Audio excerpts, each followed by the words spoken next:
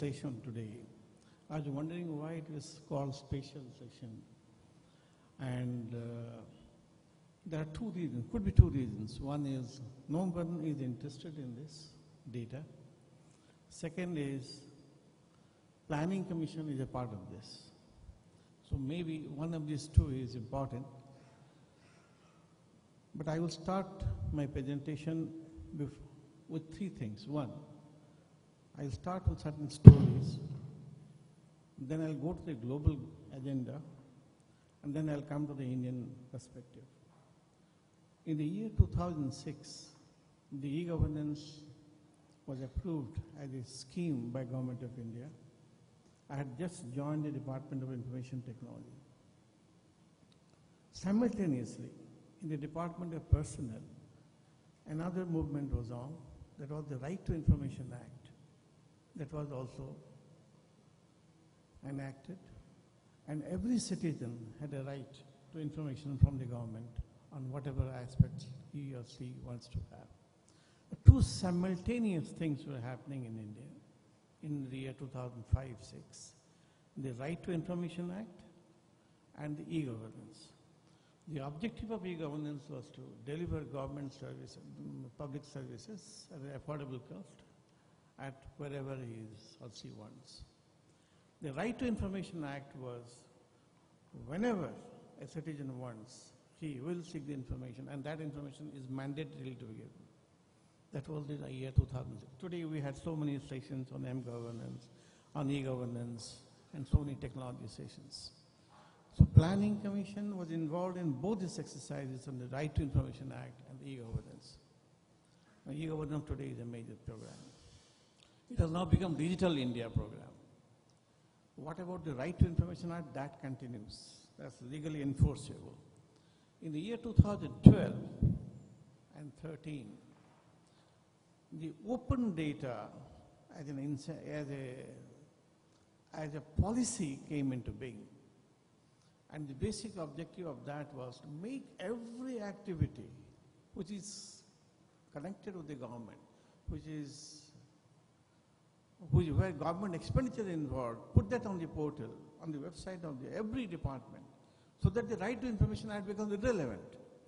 Everything is transparent, so that all activities of the government, wherever the government is involved, put that in the data on the website of every department, so that there is no need for any citizen to go to RTI and seek information. That was the third thing that happened. All these were basically reforms in governance. A Right to Information Act, that was to enforce accountability of the government. The e-governance was to increase the efficiency of the government. And the third one was to increase the trust in the government. So all these three were a part of the governance, reforms in governance. Now what's the global scenario? Globally today, if you ask any country, there are 5 major issues.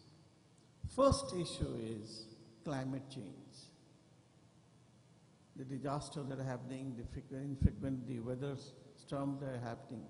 Second is energy security. Third is food security. Fourth is good governance, global governance. And the fifth is, as he is saying, big data and open data. Now, this is where we stand globally. This is how we traveled to the open data policy of the Government of India, which was enacted as a policy. Now, please remember, this open data of government data is not data per se. This was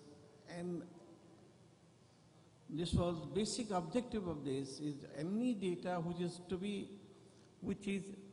produced by the government through public expenditure is to be put in an electronic format and which can be editable. Now this is the key of the whole thing. On 17 March 2012, this was formulated. And this was the objective of this. You can see that this is basically technology-enabled information rendering to the government. Again, this was basic objective. Again, is to, if you have everything transparent, every activity is given on the portal of the government, then there is no need for anybody to go to RTI. So there will be no necessity for a grievance to come up. Now, the scope is this. All shareable, non-sensitive data, there are many defense data, other thing data are not to be put on this sheet, either in a digital or in a form which can be used by the public. All ministries of Government of India are participating in this, all ministries. Now, who are the key stakeholders in the whole process? Now today, what is the implementation? I have given the data for June. I'll tell you why I have come to June and not beyond June. The basic objective of this, from 2012 to 2014, the 2 years, we have achieved, you can see, only a data sets of 7,764. Is this the size of the data the government is producing? No, not at all. There is a huge data set available. So this basically shows that the departments are either not willing or not able to generate that kind of interest in producing the data on the electronic format, in the format that is prescribed by the Department of Science and Technology. So here is the major problem in supply of data. Anything that talks about data, oh, what the hell is he talking about? I have produced so much of data, but it is available in the files, so you can ask for that file and I'll give you. So if the RTI comes in, then he has to produce the data in but if it is on to be on the electronic format, then he has to take the trouble. So the basic objective of this was to break that mental barrier, that whatever you are doing, produce simultaneously, instantaneously on the website. This is the objective major, and this again continues to be a major problem. Now if you look at these features of the portal that you can see, I will not go into these details, you are all aware of this, you must have browsed this data and all that. But data management is very important and data controllers are very important.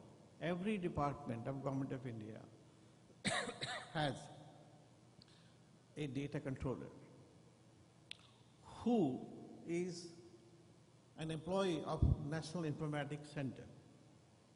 He produces the data in electronic format. Sorry.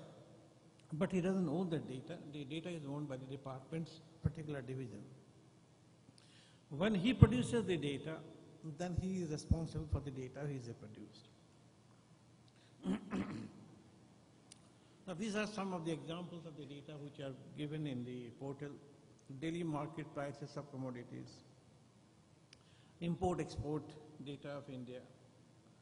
Then you have the total number of catalogs which are available right now.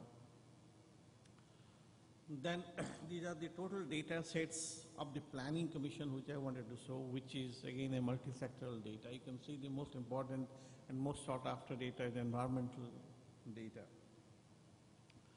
And this is the data set popularity also. You can see that this is again the environment is very important here.